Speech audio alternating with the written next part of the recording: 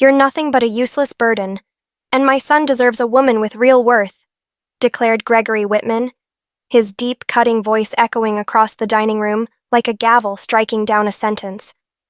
21 relatives froze in place, the clinking of silverware abruptly silenced as every pair of eyes turned toward me. The chandelier above, with its sharp beams of golden light, carved harsh shadows across Gregory's proud, aging face, making his contempt look even more severe. My fork, suspended halfway to my mouth, slowly descended back onto the porcelain plate with a soft clink. I could feel the blood pounding in my ears, but my expression remained calm, unreadable. With deliberate precision, I folded my napkin and placed it gently beside the untouched plate of roast lamb, then rose gracefully from my chair. "Excuse me?" I asked softly, my voice steady despite the storm inside my chest. The silence that followed was suffocating, stretching taut across the long oak table. Gregory's wife, Helen, sat rigid, her face pale with embarrassment. My husband, Ethan, looked stricken, his jaw tight as his hands fidgeted nervously in his lap. His two sisters avoided eye contact entirely, staring down at their china as though the intricate blue floral patterns might somehow shield them from the toxic spectacle unfolding before them.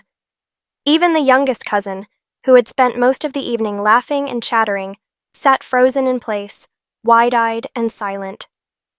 What should have been a grand celebration of Gregory's 60th birthday had become an arena for my humiliation. Without another word, I reached for my purse resting on the mahogany side table, adjusted its strap on my shoulder, and began walking toward the grand front doors of the Whitman estate. Gregory's estate was a sprawling Victorian mansion on the outskirts of Seattle, a property he loved boasting about at every opportunity. Yet what he never realized was that his pride and joy existed partly because of me. 15 years ago, when he acquired the property, his finances had been far more fragile than he admitted to anyone. He had needed anonymous backing for several ventures that stabilized his empire. That mysterious financial lifeline had been none other than my investment company. Now, as the crisp autumn air hit my face, I felt a cold clarity wash over me. Gregory thought he had stripped me of dignity tonight, but he had unknowingly set fire to the very bridge that kept his empire from collapse. I unlocked my car, slipped into the leather seat, and pulled out my phone. My fingers scrolled through my contacts until I stopped on a name I trusted. Catherine, my attorney, answered on the second ring, her voice sharp and professional. "Hello, Catherine speaking." I steadied my breath, savoring the moment. "It's Laura Bennett," I said, my tone firm but quiet. "I need you to draft immediate withdrawal notices from the Whitman Towers project.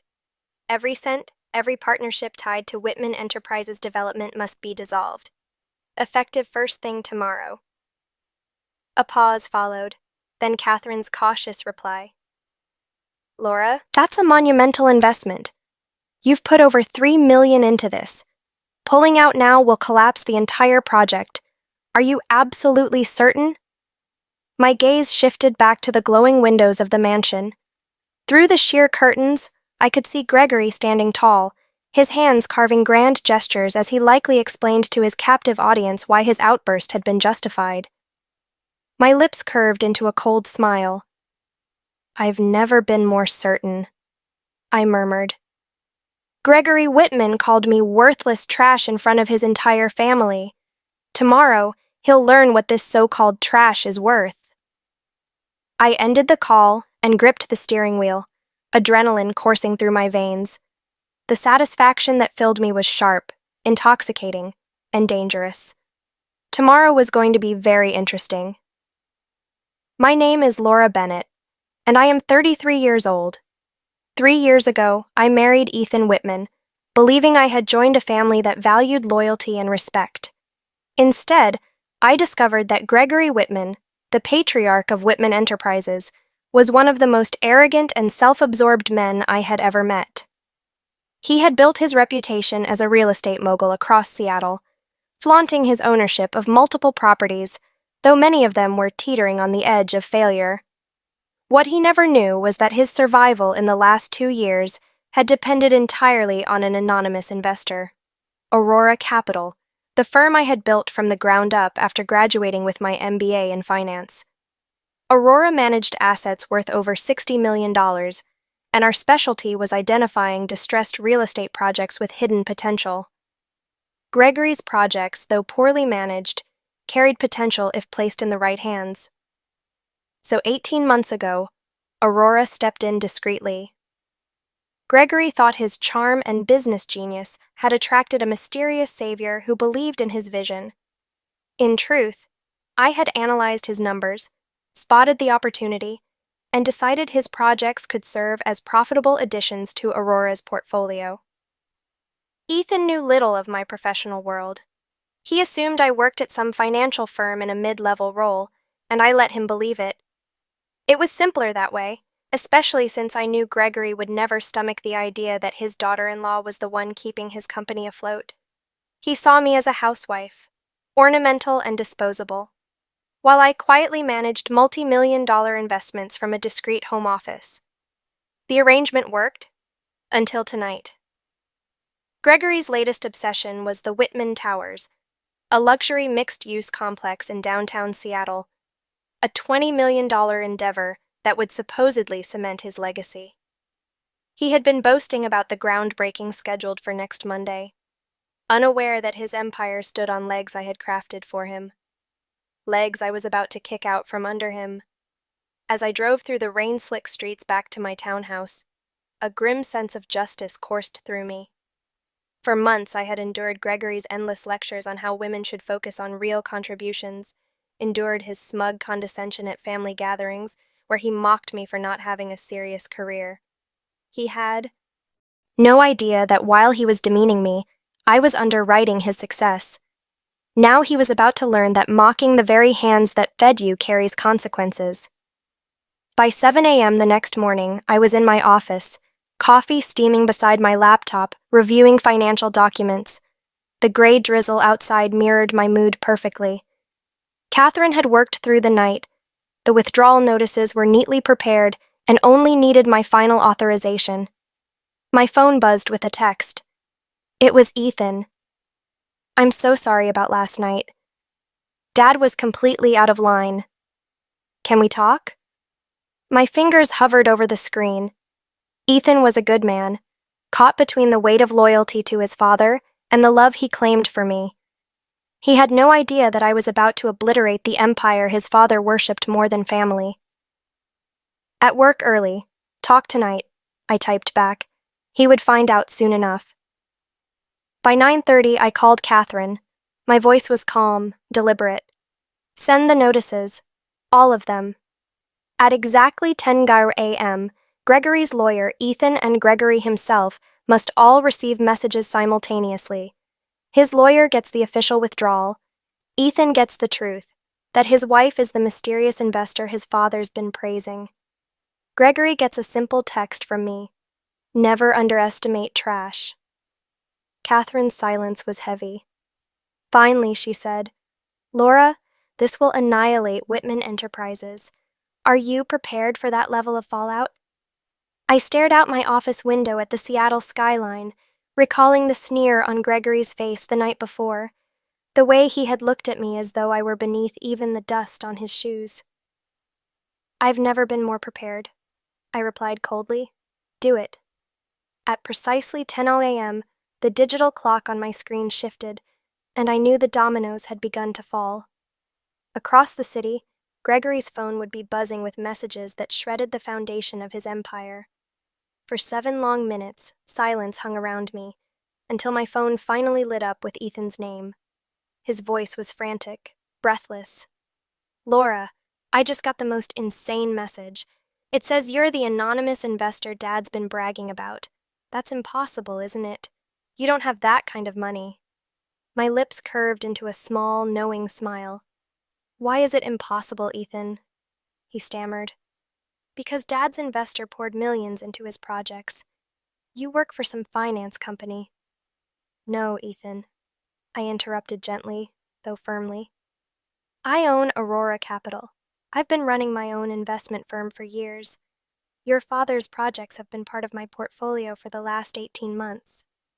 The line went dead silent. Then a whisper. You've been supporting Dad's business this entire time? Financially, yes. Every so-called success he's had lately was built on my funding, my permits, my contractor connections. He never knew, because I chose to remain anonymous.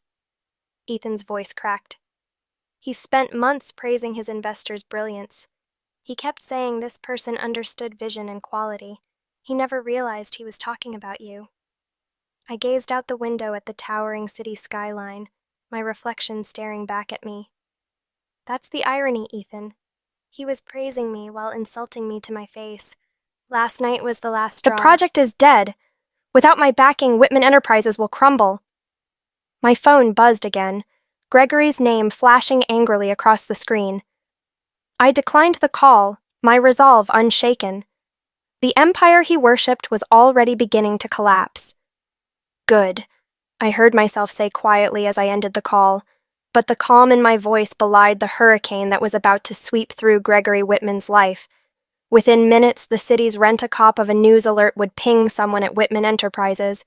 A contractor would find an empty escrow account where a 6-figure wire had been scheduled, and the cozy narrative Gregory had been spinning for months would begin to unravel in public places where gossip traveled faster than construction timelines. I closed my laptop, smoothed my skirt, and waited. Not because I doubted the outcome, but because there is a particular pleasure in seeing a carefully laid plan begin to move under its own weight.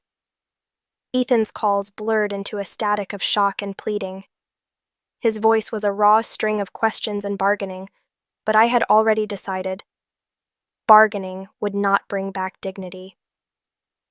At 10:23, the first lawyer's email landed in my inbox, CCing a dozen partners who had just learned that their primary backer had formally withdrawn support. The message was clinical, precise, and devastating. Whitman Towers construction permits were now void without the financial assurances I had provided through Aurora Capital. Contractors' schedules were canceled. Materials that had been ordered weeks ahead were left on loading docks. The bank, which had been counting on the Crown Plaza-style cash flow Gregory had promised, began to issue notices to call in loans secured against multiple Whitman properties. Within an hour, the pattern was unmistakable, a paper domino effect that no amount of gentlemanly charm could steady. I watched Gregory's empire fold in real time with a dispassionate, surgical fascination, and yet the satisfaction I felt was not glee so much as an austere sense of justice. He had treated me like a shadow when it suited him, and a target when it amused him. I had treated him like an investor worth watching until he revealed himself to be a man with no spine and even less gratitude. My phone rang incessantly. Journalists who had smelled a story, partners who wanted clarity, small investors anxious about the ripple effects. And as I navigated the damage control calls for my other holdings, I felt the world narrowing to the one unavoidable truth. Actions have consequences, and some people learn that lesson only when their safety nets are cut away. Ethan came to my office that afternoon, his face gaunt, eyes rimmed with fatigue. He had spent the morning answering family members and trying to shield me from callers who wanted to persuade, cajole, or sue. He stood in my doorway like a man between two worlds, and for a moment I saw in him the son who had loved me before he had been taught to worship his father. Please, he said without ceremony. Please consider meeting with him. If he apologizes, an apology would be cheap if it's only the currency of a sinking ship, I replied. If he can show me a genuine change, one that isn't motivated by fear of bankruptcy, I'll listen, but I will not rebuild someone who intentionally shattered another's dignity. He looked like he wanted to argue, to bargain like a child trying to keep a toy, but he only sank into a chair and let out a breath that sounded like surrender. Over the next week, Whitman Enterprises' troubles metastasized. Lenders issued default notices on 3 separate loans, citing breached covenants tied to the Whitman Towers project. Tenants who had early lease agreements began to ask for reassurances that no delays would ripple into their own operations.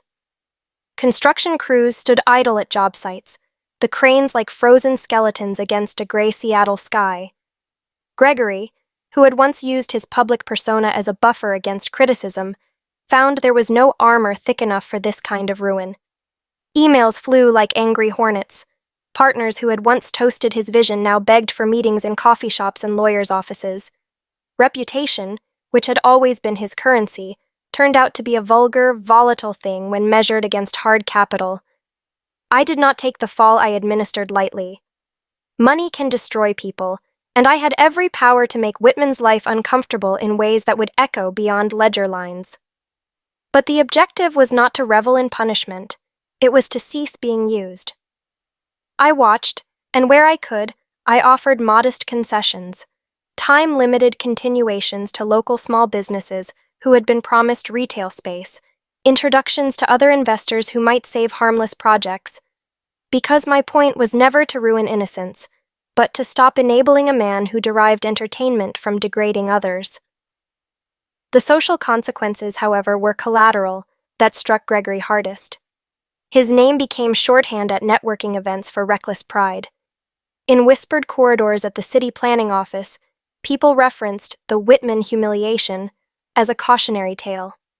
Local business leaders I had once seen at cocktail hours approached me with a new, wary respect, some offering deals, others asking pointed questions about how someone so arrogant could have failed to notice the woman he publicly scorned was his principal benefactor. The industry's verdict was swift and unforgiving. You do not insult the source of your success and expect loyalty. I fielded calls from 3 development companies by week's end, each offering partnership possibilities on projects far more interesting than the one I had just killed. They spoke not only of favorable returns but also of values, how they treated stakeholders, how they honored confidentiality and respect. It was instructive and coldly satisfying to see that the market rewarded decency, even as it punished cruelty. Gregory's home life roiled in tandem with his professional collapse. Patricia, who had always smiled with the kind of brittle politeness wealth can teach, called me in a voice that trembled with humiliation and regret. She apologized for her husband's outburst in a way that admitted pain, but not complicity. She wanted to know if she could speak to me in person, to which I agreed because there are kindnesses that have nothing to do with financial calculus. Ethan's siblings oscillated between anger and confusion. Some blamed him for marrying into money, while others quietly confessed embarrassment for the way their father had behaved. Family dinners, once choreographed with careful awkwardness, became minefields of side glances and stiffened silence. Not every blow landed directly on Gregory. Some ricocheted back at people who had once cheered him on. But the message had been delivered and the lesson was now public. Weeks into Whitman's downfall, creditors initiated foreclosure proceedings on 2 commercial properties tied to the Whitman Towers collateral. The bank's letters were clinical, polite almost but unyielding. Gregory attempted to rally, to promise investors he would find new capital, to propose joint ventures that sounded like mirages. Potential partners visited his office and left with polite smiles, but the conversations ended with hesitant excuses about timing and alignment. The months that followed were an unglamorous, grinding humiliation for a man who had built a persona from certainty. Bankruptcy filings, once a distant corporate fiction for his circle, became paperwork that ate his afternoons. Patricia moved out for a while, not because she wanted to, but because a life can be easier when you are not constantly reminded of your partner's failures. Ethan was often at my side during those first terrible months, not as a shield for his father, but as a man trying to navigate loyalty and truth. On one rain-slick morning, after a particularly brutal hearing in a dim courtroom where the judge's expression suggested this story was shallower than either party believed, Ethan turned to me and asked, almost like a child, "Was it worth it?" I considered the question carefully. "Worth it?" I repeated. "If you mean, did I do the right thing to stop enabling him? Yes. If you mean, did I enjoy his suffering? No. I had hoped he would have listened before it had to get this far." He nodded slowly. the lines at his eyes deeper, understanding that rightness and comfort often do not travel together. The worst part for Gregory was not losing assets, but losing the illusion of invincibility. He had built a life on the assumption that the world would always put up with his arrogance. Once that assumption crumbled, the social contracts he had relied on dissolved. Friends stopped returning calls, former allies found reasons to be busy, and the Whitman name became a cautionary anecdote at seminars where younger developers were taught to seek not only profits, but prudence. The lesson was visceral. Dignity can be more durable than money, because dignity cannot be purchased after it is spent. In the aftermath, I made deliberate choices about how to move forward. I took meetings with developers who valued both returns and relationships, insisting on clauses that protected workers and small tenants. I increased transparency in my own firm, publicly speaking about the importance of respect in business and the dangers of hubris. My life did not become a triumphant parade. There was fallout to manage, reputations to preserve, and questions from the local press that demanded careful, measured answers. But there was also a new freedom. With Whitman out of the way, projects I believed in found room to breathe, and entrepreneurs who had been overlooked by traditional investors were suddenly in my orbit. I felt the satisfaction of building rather than merely redirecting destruction. Months later, I attended a networking event where I ran into one of the contractors who had been most aggrieved by the sudden cancellations. He approached me with a weathered handshake, and for a moment I braced for a reckoning. Instead, he said plainly, "I lost work because of that mess, but you gave me a chance afterward when others closed their doors. I respect that." Respect, I realized, was the rarest currency of all. It could not be manufactured, bribed, or coerced. It was earned and sustained through choices. As I signed the contracts for a new downtown complex, one that would house small businesses and provide affordable office space for growing companies, I reflected on the arc of what had happened. My revenge had not been a melodramatic scheme concocted for cruelty. It had been an insistence on being treated as a human being, not an ATM. The revenge itself was simple. I refused to be complicit in a system that allowed me to be humiliated. By withdrawing support, I let natural consequences reveal the truth about Gregory's character to the people who mattered most: creditors, partners, and the public. When people discovered who he had scorned, their own judgments filled in the rest. Sometimes the most powerful act of retaliation is not to lash out, but to remove your hand from someone else's throat and let them choke on their own choices. Ethan and I rebuilt things in an honest way. He learned more about my business, and we learned to communicate about power and pride. Family ties that were worth preserving mended slowly. Ties that were built on performance and deference did not. As for Gregory, his name became a cautionary tale, a whispered lesson at lunch tables and in boardrooms. Never degrade the person whose goodwill you may need tomorrow. I never went out of my way to revel in his downfall. I simply refused to be silent the night he carved me down in front of my husband. In the end, the most satisfying part of the story was not that he lost his empire, but that the world learned to measure people by more than their bravado. The trash he threw away turned out to be a ledger entry he could not balance, and when the money stopped, the truth stood in the empty rooms he once commanded.